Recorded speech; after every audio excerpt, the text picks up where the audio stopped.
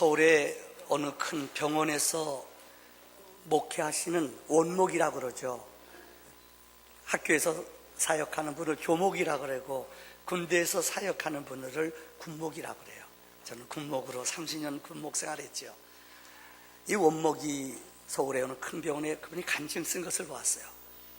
이분이 왜 목사가 되고 병원에서 사역하게 되었는가? 아파가지고 알지 못하는 병이 걸려가지고 10년 동안 병원에서요, 그런 병 있잖아요, 이것도 아니고 검사에도 안 나오고요, 그러니까 불치병이에요. 그러니까 10년 동안 병원에서 머물러 있었어요. 그러니까 집안에 집이 있던 거 부자였대요. 다 탕진했대요. 수술을 12번을 받았대요. 얼마나, 수술 한 번만 받는 것도 얼마나 힘든지 여러분 알잖아요. 그런데 12번째 수술 받다가 쇼크로 죽었대요. 그래서 버렸대요. 그래가지고 이 영안실에 갔다가 넣는데, 그 냉장고, 냉동 보관하는 데 있잖아요. 그날은 너무나 사람이 많이 병원에서 죽어서 냉동고 안에 들어가지 못했대요. 그래서 그 옆에다 그냥 놨대요. 내일 아침에 넣겠다고요. 그런데 죽어가지요. 그런데 아침에 장례식 하려고 영안실에서 이렇게 냉동칸에서 꺼내가지고 나가는데, 이 목사님을 넣을 차례인데 이분이 이렇게 움직였대요. 너무 놀라가지고 병원에 갔더니 살아났어요. 그러니까 이분이 신학 공부해서 목사가 됐어요. 여러분, 이분은 누구보다도 아프고 힘들고 어려운 사람들을 잘 이해를 합니다. 왜요? 자기가 주고받고 아파봤잖아요. 10년 동안 병상에 있었잖아요. 그래서 이분이 병원에 가서 그렇게 말한대요. 사람들과, 어떤 사람, 암 걸린 사람 두렵거든요.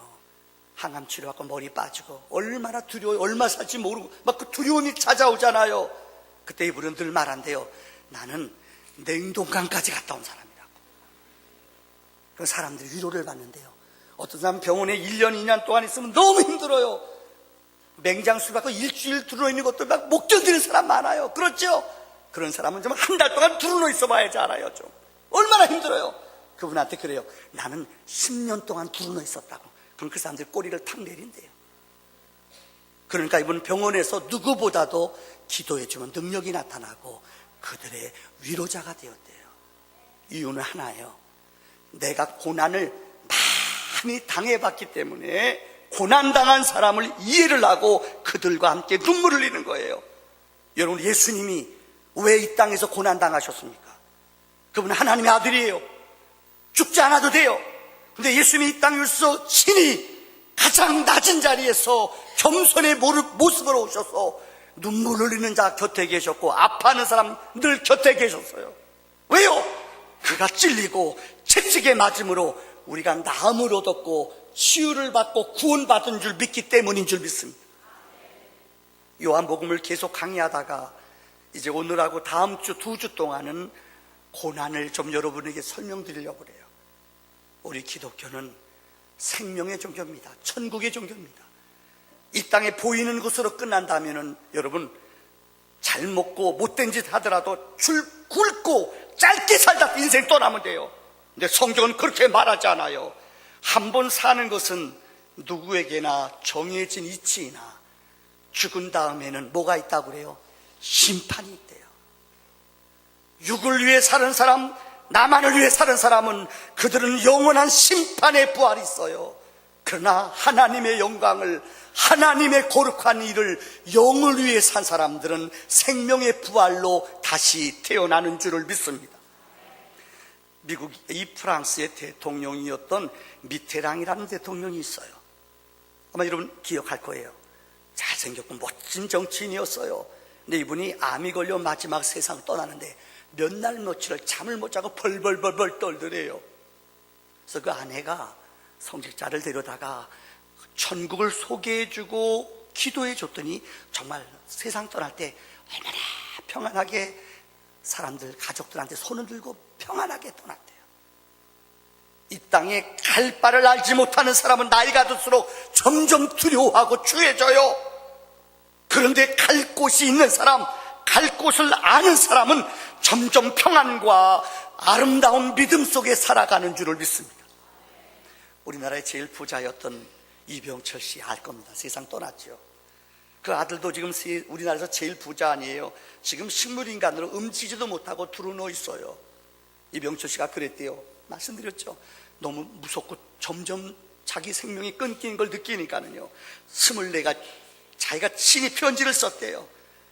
그래서 이거 성직자한테 보냈대요. 이것 좀 해결해 주세요. 진짜 죽은 다음에 사후가 있습니까? 부자는 천국 가기 어렵다는데 진짜 못 갑니까? 이런 것들을 썼어요. 그러나 그는 질문만 했지 답을 얻지 못하고 갔어요. 이분이 세상 떠나기 얼마 전에 의사한테 그랬대요. 내가 1년만 내 생명을 연장시켜 주면은 내가 10억 주겠다. 그런데 그는 의사의 어떤 의술도 그를 치료하지 못했어요. 세상을 떠났어요. 우리 기독교는 생명의 종교입니다. 죽어야지 생명이 잉태되고 십자가의 고난을 통해야만이 영원한 생명을 얻는 줄을 믿습니다.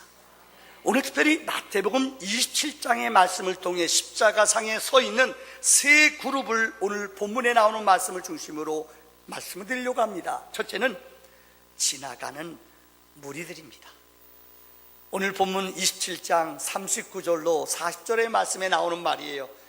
지나가는 자들은 자기 머리를 흔들며 예수를 모욕해요. 가로되 성전을 헐고 사흘에 짓는 자요, 내가 만일 하나님의 아들이어든 자기를 구원하고 십자가에서 내려오라 하며 너도 우리를 구원하라는 거예요. 이 땅에 많은 사람들은 신앙생활을 하지만은, 아니 수많은 사람들은 그냥 지나가는 방관자예요. 구경꾼이에요. 첫째 그룹은 구경꾼이 있어요. 이들을 성경에서는 지나가는 자들이라고 했어요. 인생을 살아가면서 왜 살아가는지 그냥 관심 없이 먹고 살고 싸고 이렇게 살아가는 사람들이 많아요. 영혼에 대해서는 한 번도 고민해보지 않아요. 육체대로 내 마음대로 살아가는 사람들, 이걸 성경에서는 지나가는 자들이라고 말했어요. 혹 기억할지 모르겠습니다만은 에모도라는 일본의 물은 답을 알고 있다라는 책을 쓴 분이에요. 아마 여러분 이 사람 그림을 한두 번씩 봤을 거예요. 우리 교회에서도 많이 설교했죠. 물을 만들어 놓고 물에다가 물 사랑해 사랑해 고마워 땡큐. 이 물은 영어도 알아듣나 봐요. 그러면 물이요 육각수가 착착착 돼가지고 물이 육각수로 모인대요. 이거 먹으면은 영양이 되고 우리에게 도움이 된대요. 근데 물을 향해서 물을 욕을 해요. 미워, 싫어, 짜증나, 에이씨. 그럼 물이요 열받아가지고 물 육각수가 다 깨져버린대요. 여러분 들어보셨죠? 이 사람이 에모도라는 교수예요. 이분이 최근에 이런 글을 썼어요. 아마 여러분 들어보셨을 거예요. 이전에는 똑같이 밥을 해놓고 보름 동안 이 일본이라는 나라도 의식주가 밥하는 나라 아니에요. 밥 먹는 나라 아니에요. 그래서 밥을 똑같이 이렇게 만들어 놓고 한쪽 밥에서는 15일 동안 매일 가서 I love you, 사랑해, 예뻐, 고마워 그랬대요. 그리고 한쪽 밥한테 가서는 뭐예요? 미워, 짜증나, 에이씨 욕했대요. 그리고 이번에는 시험을 했대요. 하나 밥은 15일 동안 문 닫아놓고 아무도 가지 않았대요. 이제까지 시험한 것은 칭찬하고 사랑한다는 말을 하는 밥, 하나는 미워하고 욕하는 밥. 근데 이번에 세 번째 시험을 하는 것은 한 방을 만들어 한 번도 간 적이 없대요. 무관심했대요. 근데 결과가 놀랍게 나왔대요. 첫째는 매일매일 밥을 만들어 놓고 사랑해, I love you, 고마워. 그런 밥은요 하얗게 곰팡이가 슬었대요. 냄새가 좋대요.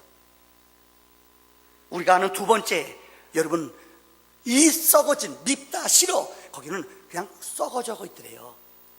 그런데 놀라운 것은 한 번도 가지 않고 누구도 15일 동안 돌보지 않은 밥한테 가봤더니 썩은 것뿐만 아니라 구린내가, 냄새가, 썩은 냄새가 악취가 나더래요. 무관심이라는 게 이렇게 무섭다는 거예요. 우리 한국이 낳은 위대한 화가 가운데 서울대학교 교수이신 김병정 교수라고 있어요. 혹시 여러분 들어보셨으면 이분은 한국 이 동양화가로 유명하신 분이에요. 근데 이분이 부인은 권사님이에요. 그러니까 교수기 때문에 그냥 부인 따라 교회는 왔다 갔다 했대요. 주님을 만난 적이 없어요. 그런데 이분이 1989년도에 미술실에서 미술을 그리다가 거기에 연탄재를 갖다 놓고 연탄을 뗐대요. 근데 가스가 들어왔어요. 그래서 가스에 중독이 돼서 반신불수가 됐어요. 6개월 동안 투병했어요. 그러면서 김병정 교수가 6개월 동안 정말 이제까지 지적으로 똑똑하고 대학교 교수, 서울대 교수니까 얼마나 자랑스러워요. 하나님 앞에 완전 꼬꾸라졌어요. 기도하는 아내가 남편을 매일마다 데리고 휠체어에 채워서 걷게 하고요. 하나님께 기도하는 6개월 만에 그분의 몸이 정상으로 돌아왔어요. 할렐루야. 근데 이분이 쓴 글이에요. 그분은 이렇게 말했어요.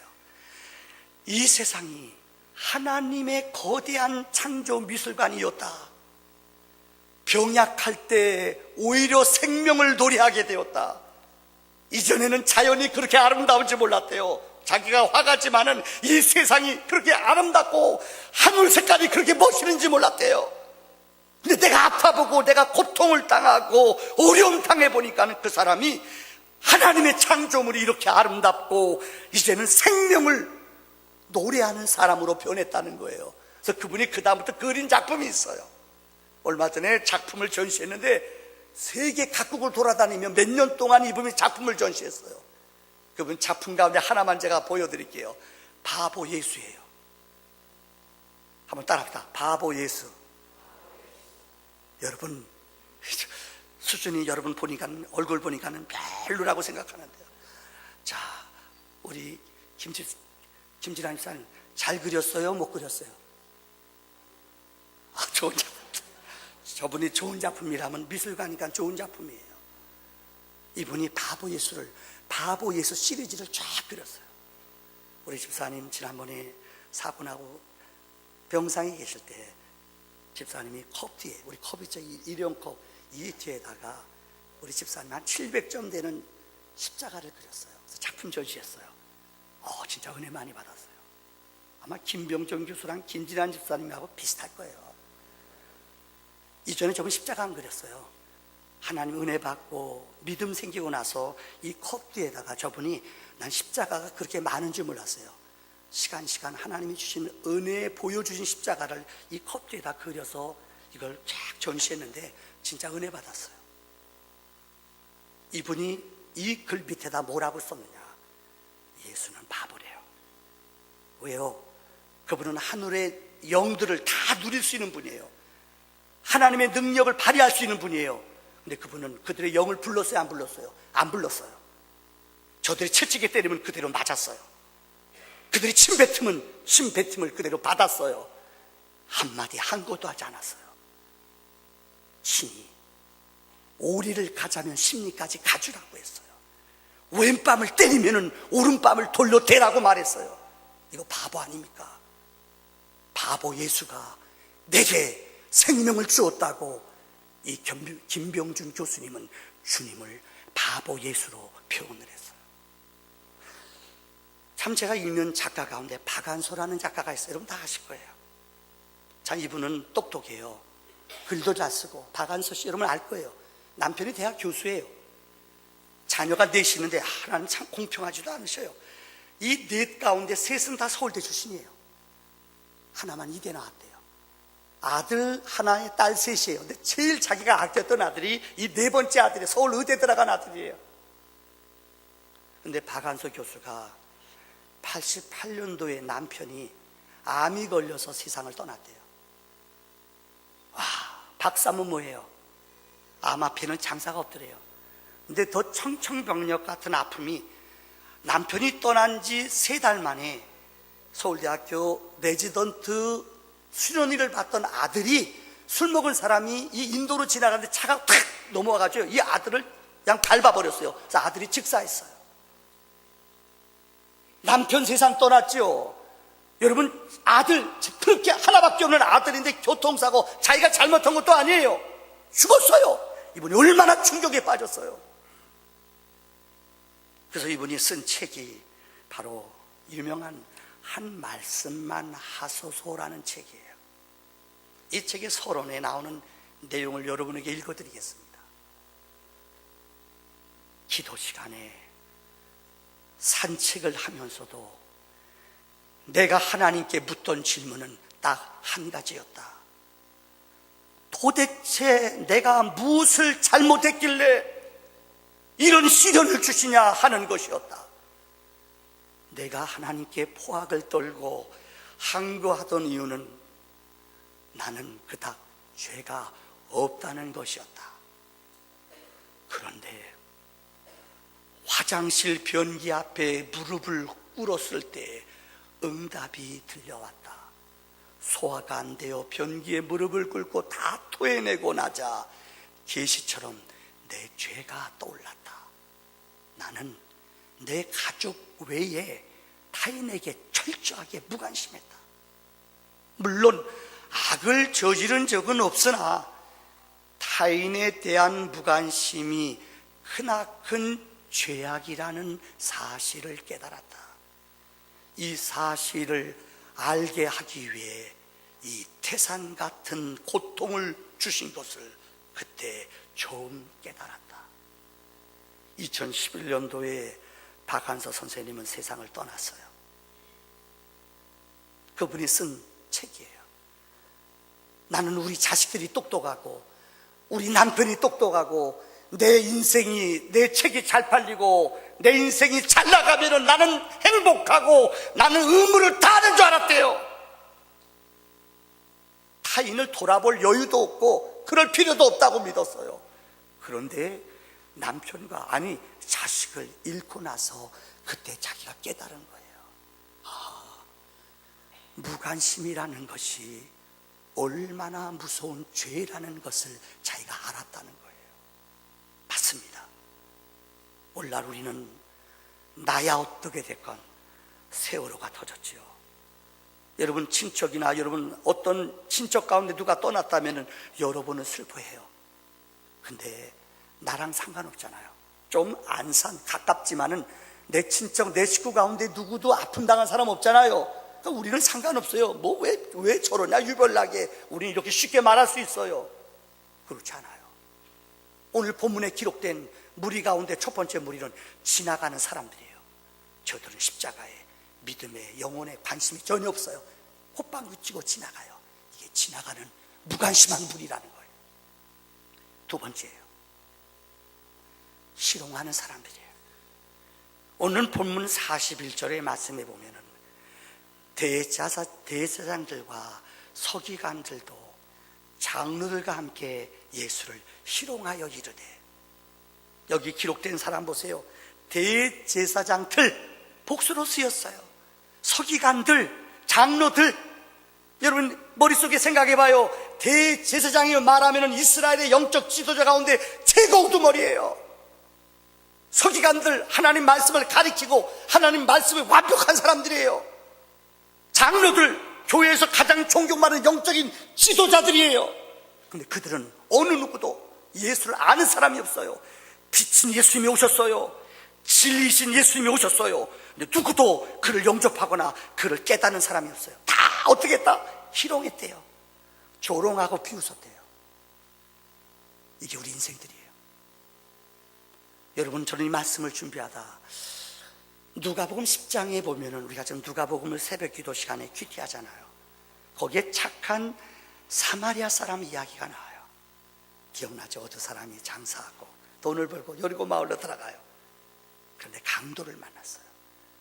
그 말씀 전에 제자들이 물어봐요. 주님, 우리의 이웃이 누굽니까? 누가 우리 이웃입니까? 그러니까 주님이 비유로 들어주신 말씀이 누가복음 10장에 나오는 착한 사마리아 비유예요. 장사하고 돌아가는데 강도를 만났다. 그래서 강도가 그 재산 다 뺏어가요. 그를 죽일 만큼 때려요. 움직이지도 못해요. 그런데 누가 지나가요? 서기관, 하나님 말씀을 가리키고 하나님 말씀을 가장 잘 증거하는 사람이에요. 그런데 그들은 어려움 만났을 때 누구도 돌보지 않고 그냥 피해 도망가 버렸어. 제사장들, 하나님의 법을 제일 잘 지키며 영적으로 가르치는 선생들이에요. 그들이 어려운 사람 만났어요. 근데 슬금슬금 피해 도망가 버렸어요. 그런데 사마리아 사람이 지나갔다는 거예요.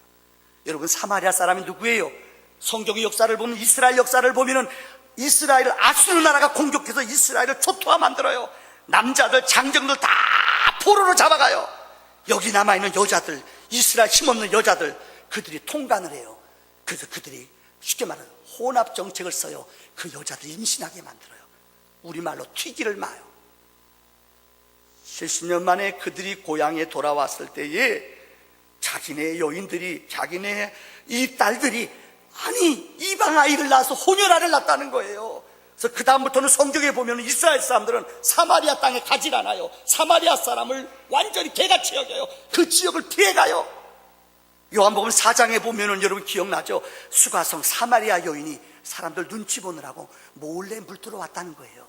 이렇게 버림받은 사람이, 이스라엘 사람이 사람같이 여기지도 않는 사람이 사마리아 사람이에요. 그런데 사마리아 사람이 지나가다가 그 사람을 보고 어떻게 해요? 상처를 싸매주고 여관에 데려다가 그를 다 치료비를 대주고, 부족하면 내가 돈 대줄게요. 그리고 떠났다는 거예요. 주님이 말씀했어요. 너희의 이웃이 누구냐? 여러분, 누구죠? 사마리아 사람이에요. 너희도 이와 같이 행하라고 말했어요. 사랑하는 성도님들, 율법을 가장 잘 지킨다고 율법을 가르치는 선생들, 율법으로 자기 삶을 여러분들 일생 동안 율법을 연구하며 사는 사람들, 그들은 주님이 왔음에도 어느 누구도 진리인 주님을, 생명이신 예수를 아는 사람이 아무도 없어요. 그들은 예수를 되려 어떻게 해요? 조롱해요, 희롱해요. 원래 희롱이라는 단어를 원어의 뜻을 보면은 흉내를 낸다는 뜻이에요. 한번 따라합시다. 흉내내다. 믿음 생활을 어떤 사람은 흉내내요. 근데 믿질 않아요. 기도는 해요.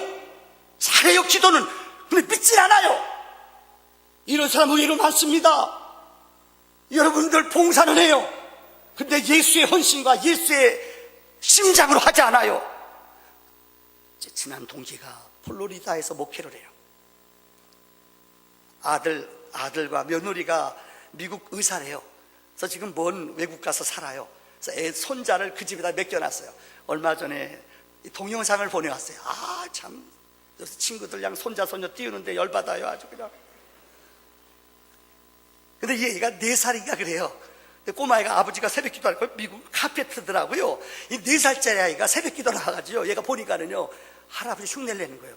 요 앞에 기어 가져와가지고 새벽 기도 시간 손 들고 주여! 주여! 그리고 뒤 사람들, 어른들 한번 봐요. 얼마나 재밌는지요. 제가 얘기를 왜 드린 줄 알아요? 흉내내요, 얘가. 할아버지가 하는 것 보고 그대로 흉내내요. 여러분 물어볼게요. 흉내내는 믿음. 어떤 사람은 정말 예수를 믿는다고 믿어요. 그런데 어려움이 오거나 환란이 오면은 세상 사람하고 똑같이 살아요. 예수 믿으면서 그렇게 살아도 돼요. 예수 믿으면서 그런 데 가도 돼요. 아마 여러분 이 자리에 지금 멀쩡하게 앉아있지만은 평일날은 정말 남이 안 볼 때 악한 일, 미워하는 일, 음란한 일, 여러분 하나님은 못 속여요. 이곳에 멀쩡히 앉아있지만은 예수 믿으면서 죄짓고 세상 사람 방법 똑같이 먹고 속이고 똑같이 살아요. 이런 사람은 흉내내는 사람이에요. 여러분 영혼 속에 생명이 없어요. 성경은 아들을 믿는 자에게는 생명이 있어요. 예수의 생명이 있는 자는 그런 자리 가지 않습니다. 예수의 생명이 있는 자는 그렇게 말하지 않습니다. 예수의 생명이 있는 자는 그렇게 쉽게 포기하지 않습니다. 불평하지 않습니다. 왜요? 내게 예수가 생명이 있기 때문인 줄 믿습니다. 흉내내는 자리에 머물지 마십시오. 참 진리이신 빛인 예수의 생명이 있으므로 더 큰 감사와 더 큰 믿음의 능력이 있기를 주의 이름으로 축원합니다. 마지막 3번째입니다. 욕하는 사람이에요. 오늘 본문 44절의 말씀에 보면은 함께 십자가에 못 박힌 강도들도 이와 같이 예수를 욕했다는 거예요. 뭐라고 욕을 해요? 예수님 십자가에 못 박힐 때 2 강도 함께 죽어가요. 그들이 뭐라고 욕해줄 줄 알아요? 야, 네가 하나님의 아들이야. 그 너도 살아나고 우리도 좀 살려줘. 이 두 강도가 오늘 본문 보세요. 강도도 처음에는 십자가에 못 박힐 때 똑같이 욕했어요. 저주했어요. 근데 여러분 아세요? 본문의 말씀을 쭉 이어져 보면은 한편 강도는 십자가에서 예수님 곁에 있는 동안에 그의 마음이, 심령이 변화가 일어나요. 십자가는 우리의 영혼을 변화시키는 기적이 있는 줄 믿습니다. 한편 강도는 끝까지 저주해요. 야, 네가 뭐 살아난다면서, 네가 하나님의 아들이라면서 우리 살려줘, 너도 살고 조롱해요. 근데 한편 강도는 뭐라는 줄 알아요? 야, 우리는 우리의 죄 때문에 정죄를 받는 것이 당연하지만 이분은 죄 없는 분이시다. 어찌 그를 저주하느냐? 그러면서 주님께 요구해요. 주님, 당신의 나라에 임할 때에 나를 기억하소서. 주님이 그를 향하여 내가 오늘 나와 함께 어디 있을 것이다. 내가 오늘 나와 함께 낙원 천국에 들어갈 것이다. 용서해 주셨어요. 예수님 십자가에 아침 9시에 매달리셨어요. 12시에 온 땅이 빛을 잃었어요. 오후 3시에 운명하셨어요. 많은 성사학자들은 한 강도는 예수님 십자가 돌아가는 그 아픔, 고난의 순간 십자가를 통해 그는 예수를 믿고 예수를 영접했다는 거예요. 오늘 저는 결론을, 아마 이전에 몇 년 전에 제가 이 교회에 와서 비유로 말씀드린 거예요. 어떤 말씀으로 삶의 적용을, 결론을 지을까 고민하다가 이 비유를 다시 말씀드릴게요. 40년 전에 실제로 있었던 일입니다. 옛날에는 우리나라에 한센병, 문둥병이라는 게 참 많았어요. 저 어린 시절만 해도 우리 동네에 문둥병 걸린 아저씨가 이렇게 걸어 다녔어요. 그럼 애들 뭐라 그러면 야야 문둥병 온다. 그럼 우리 막 무서워서 숨었어요. 여러분 기억나세요? 아마 우리 이 지역도 한센병 걸린 분이 살았던 집단지가 있을 거예요. 지역마다 옛날엔 치료제도 없었고 예방약도 없었기 때문에 한센병 걸리는 사람이 후진국에서 많이 생기는 병이에요. 근데 어느 마을에 10명의 자식을 낳는데 10번째 아들이 11살 되던 해에 문둥병이 걸린 거예요. 그리 동네 사람들이 알았어요. 그러니까 그 집에 와서 저녁마다 사람들이 돌 던지고 빨리 버려라, 빨리 버려라. 어떻게 데리고 살 수가 없잖아요, 아들이요. 그러니까는 아버지가 이 11살짜리 되는 아들을 데리고 소록도, 그들을 모아놓은 한센병 걸린 사람들의 집단 수용소인 이 소록도로 아들을 데리고, 옛날에 뭐 40년의 교통편이 있어요. 3일 동안 기차 타고 버스 타고 그래서 소록도에 도착했어요. 아들이, 어린 11살짜리 어린 아들이 지치죠, 피곤하죠. 고나게 나무 밑에서 잠이 들었대요. 아버지가 이 아들 혼자 떨어뜨리고 오는 게 도저히 마음이 맥히지가 않아요. 그래서 자는 아들을 아버지가 돌을 들어서 아들 머리 위에다가 죽이려고 던지려고 도저히 던질 수가 없더래요. 그래서 그 옆에다 던졌대요. 아들이 자다 깜짝 놀라 깨나잖아요. 뭔지 아들이 느낌이라는 게 있잖아요. 아버지가 그 아이를 고흥 나루터, 소록도 가려면 고흥에서 배를 타야 돼요. 그것까지 데려왔어요.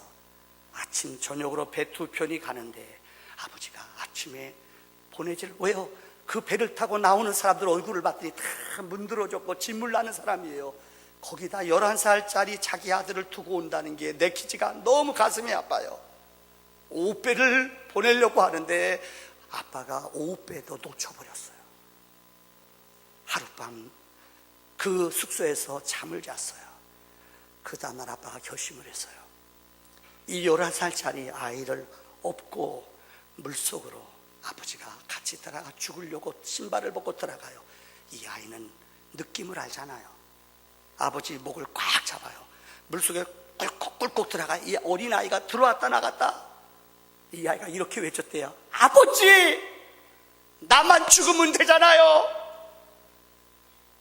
형하고 누나는 누가 책임져요? 아버지, 나만 죽을게요. 그런다는 거예요.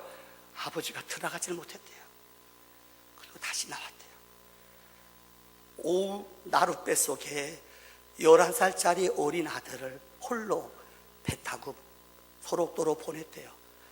그리고 40년 동안 아버지는 그 아들을 기억하고 싶지 않고 기억도 안 했대요. 그리고 40년이 흘렀어요. 이제 자식들 9명의 자식들을 다 공부시키고 다 시집장가 다 보냈대요. 그런데 아내가 세상을 떠났대요. 아내가 세상을 떠났어요. 늘 가슴에 아픈 마음 갖고 아내가 세상을 떠났어요.